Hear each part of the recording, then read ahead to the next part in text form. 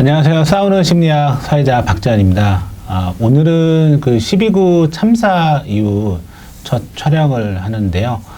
한 달 동안 지금 지켜보면서 윤석열 정부가 보여준 뭐 행태라든지 그 다음에 그런 대처 사항이라든지 이런 거를 봤을 때 이보다 더 나쁘게 할 수는 없을 정도로 하는 걸 보면서 참 앞날, 그러니까 미래에 대해서 좀 답답함이 많이 느껴졌었는데요.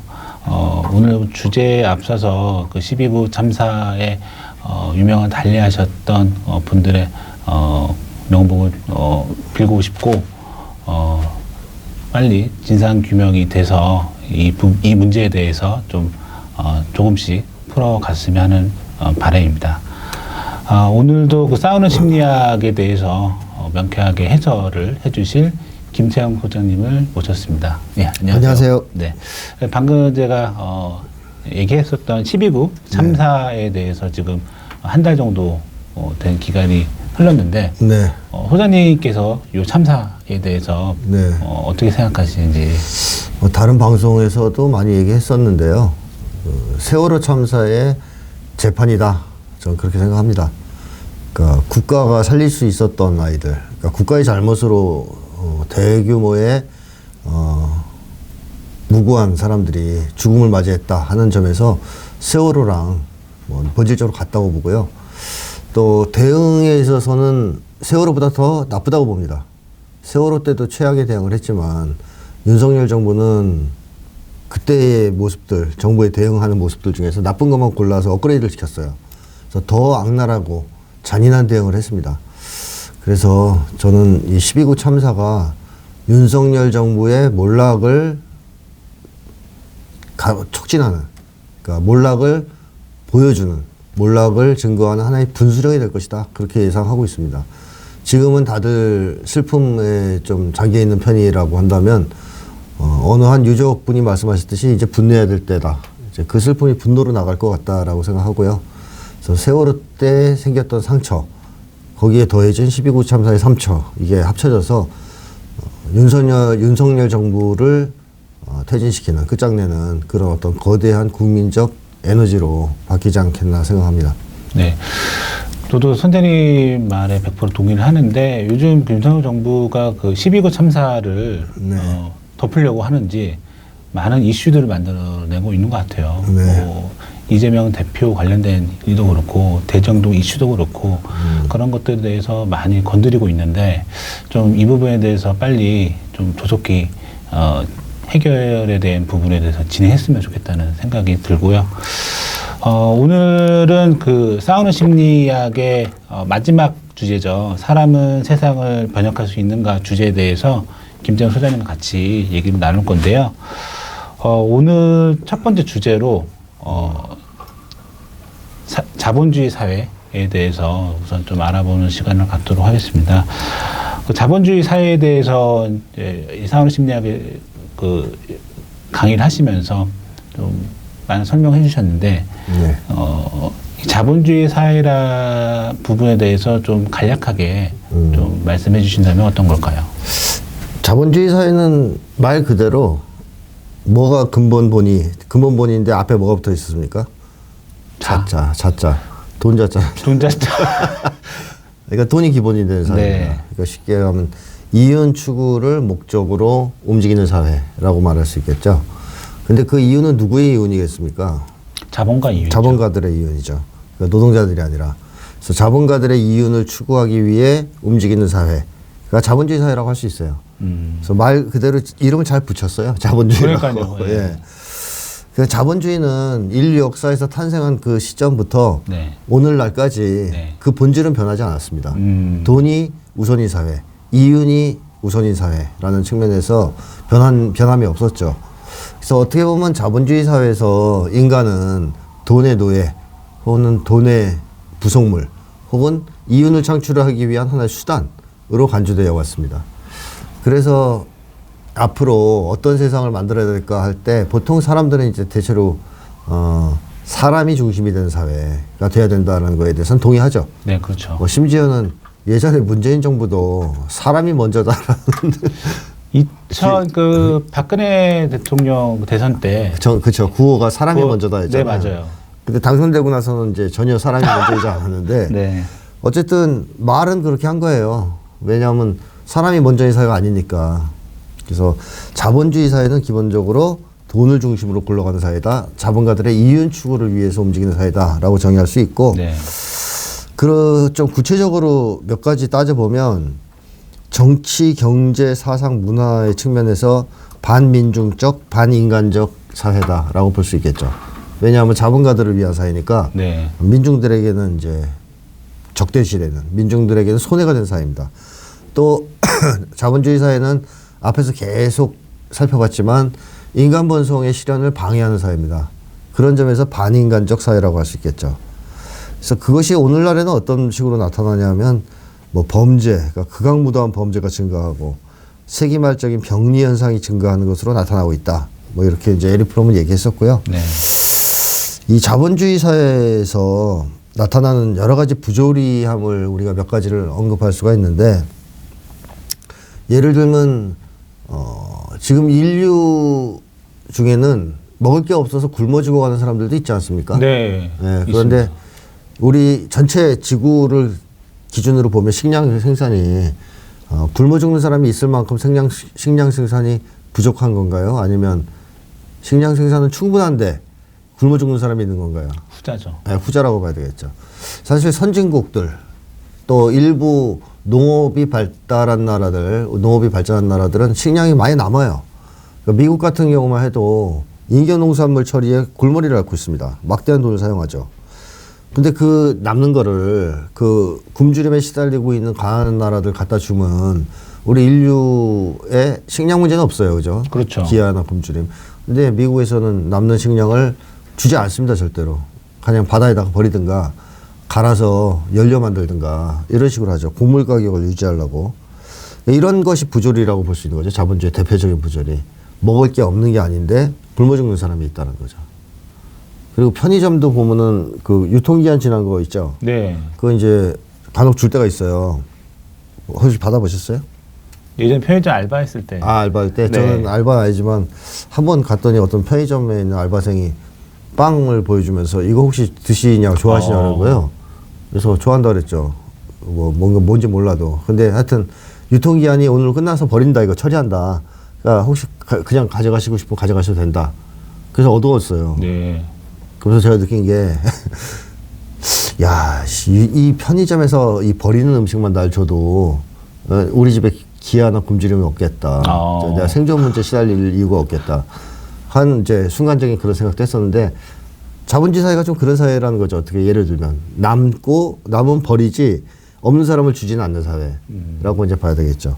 에릭 프롬은 이제 그런 거를 이제 대표적인 이제 부조리로 이제 간주했고 그 다음에 이제 대표적으로 오늘날 크게 문제가 되는 게 불평등이죠. 네.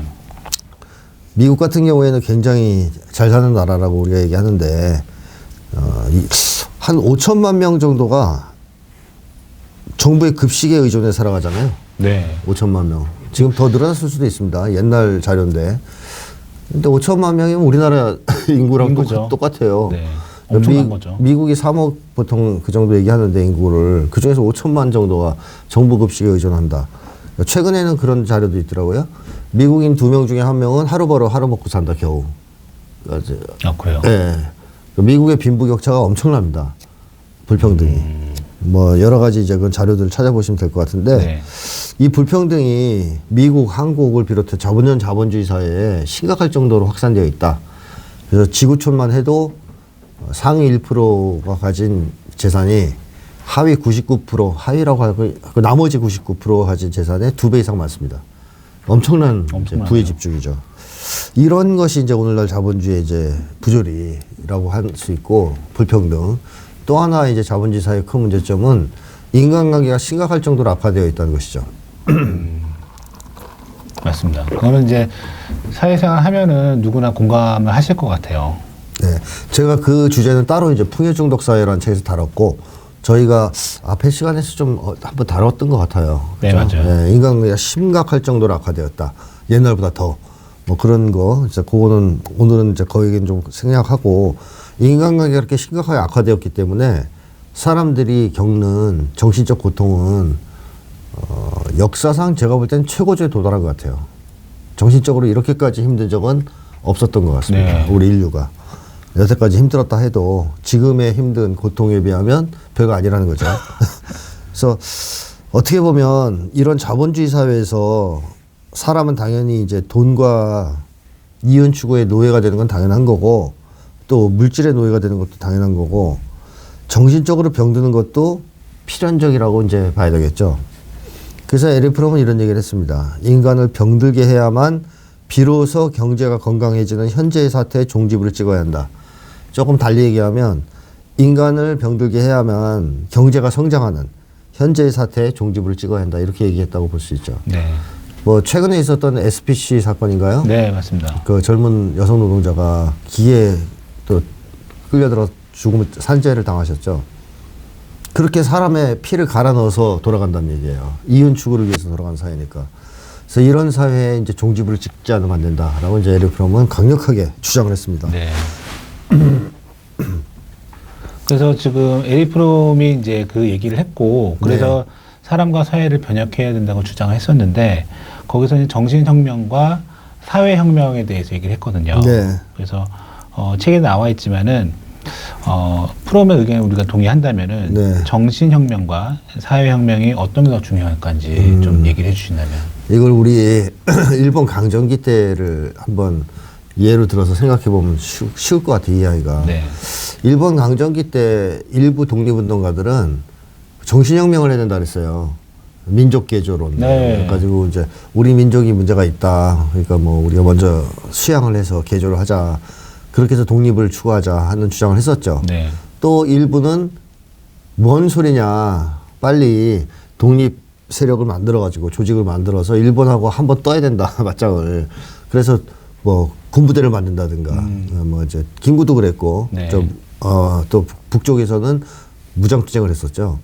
그런 식으로 사회혁명을 먼저 추진해야 된다. 즉 일본으로부터의 정치적 해방, 사회적 해방을 먼저 추구해야지 맨날 앉아가지고 도 닦고 정신 수양해서 나라가 독립될 수 있느냐 이렇게 주장하면서 좀 갈등을 빚었어요. 네.